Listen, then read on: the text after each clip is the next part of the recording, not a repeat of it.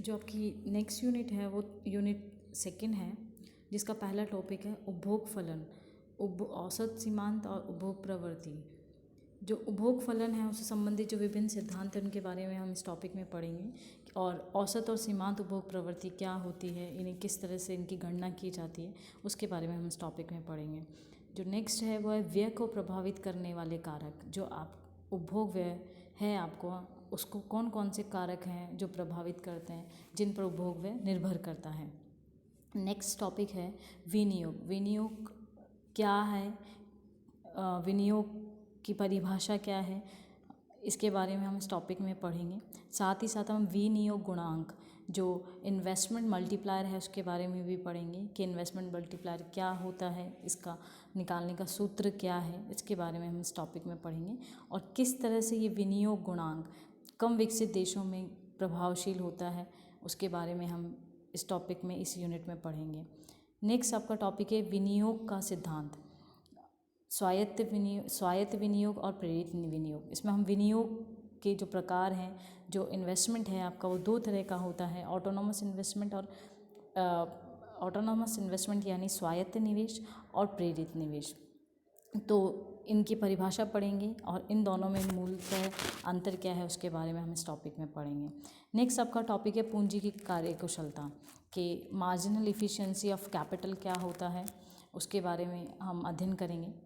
Next है बचत व विनियोग, कि बचत विनियोग क्या है, और एक्स पोस्ट और एक्स एंट समानता जो बचत विनियोग में पाई जाती है, उसके बारे में हम इस टॉपिक में पढ़ेंगे। नेक्स्ट आपका टॉपिक है ब्याज की दर। जो ब्याज की दर है उसका निर्धारण किस प्रकार हो, इससे संबंधित विभिन्न सिद्धांत अर्थशास्त्र में संबंधित सिद्धांत हैं। जो क्लासिकल थिंकर्स हैं उन्होंने जो ब्याज की दर का सिद्धांत दिया कि किस तरह से ब्याज की दर का निर्धारण होता है, वो क्लासिकल ब्याज का सिद्धांत कहलाता है। फिर क्लासिकल्स के अलावा नियो क्लासिकल्स ने भी ब्याज की दर का सिद्धांत दिया, कीन्स ने दिया, और बहुत से आधुनिक अर्थशास्त्रियों द्वारा भी ब्याज की दर के निर्धारण से संबंधित सिद्धांत दिए गए हैं, उनको हम इस टॉपिक में पढ़ेंगे। लास्ट जो आपकी थर्ड यूनिट है उसका पहला जो टॉपिक है वो है व्यापार चक्र, ट्रेड साइकिल। इसमें हम पढ़ेंगे कि व्यापार चक्र की प्रकृति कैसी होती है, लक्षण कैसे होते हैं, व्यापार चक्र किसे कहा जाता है, जो आर्थिक गतिविधियों में जो उतार चढ़ाव आता है उन्हें हम व्यापार चक्र कहते हैं, और इसकी क्या क्या विशेषताएं होती हैं और कौन से इसके निर्धारक तत्व हैं, उसके बारे में हम इस टॉपिक में डिस्कस करेंगे।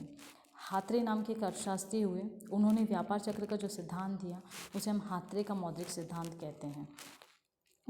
नेक्स्ट जो टॉपिक है वो हेयर, जो एक अर्थशास्त्री हैं, उनके द्वारा जो व्यापार चक्र का सिद्धांत दिया गया उसके बारे में हम पढ़ेंगे।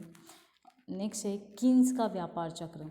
जो प्रोफेसर कीन्स रहे उन्होंने भी व्यापार चक्र से संबंधित अपना एक सिद्धांत दिया जिसे कीन्स का व्यापार चक्र सिद्धांत कहा जाता है, उसके बारे में हम इस टॉपिक में पढ़ेंगे।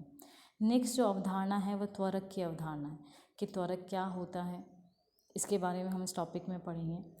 और हिग्स व सैमुअल्सन ने जो त्वरक गुणक है उनकी अंतःक्रिया के कारण जो व्यापार चक्र उत्पन्न होते हैं उससे संबंधित एक सिद्धांत दिया, जिसे हिग्स व सैमुअल्सन का गुणक त्वरक अंतःक्रिया प्रारूप व्यापार चक्र का सिद्धांत कहा जाता है। उसके बारे में हम इस टॉपिक में पढ़ेंगे, और इन व्यापार चक्रों को नियंत्रित करने वाले कारक कौन कौन से हैं उसके बारे में भी हम यहाँ अध्ययन करेंगे। जो नेक्स्ट टॉपिक है वो आर्थिक विकास है। आर्थिक विकास क्या है, आर्थिक विकास के स्रोत क्या हैं, और आर्थिक विकास किस तरह से हो, इससे संबंधित भी विभिन्न अर्थशास्त्रियों द्वारा विभिन्न सिद्धांत दिए गए, जिसमें एडम स्मिथ, रिकार्डो ने जो सिद्धांत दिए वो आपके सिलेबस में हैं।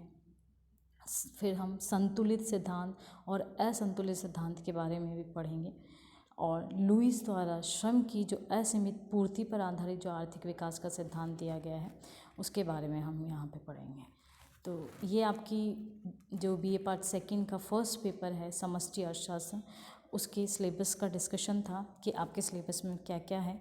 अब हम हर दिन एक एक वीडियो में एक एक टॉपिक के बारे में पढ़ते जाएंगे। तो thank you so much, and stay home and stay safe.